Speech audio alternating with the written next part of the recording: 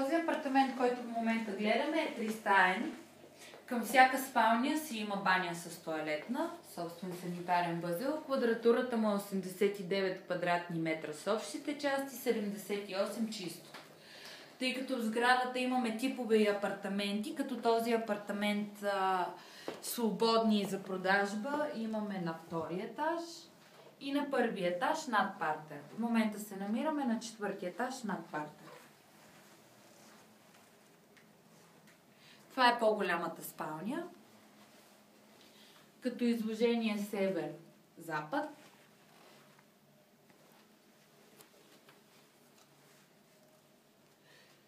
Отоплението е на ТЕЦ, но отделно от това има в по-голям мастер бедрума поставени климатик за летните месеци.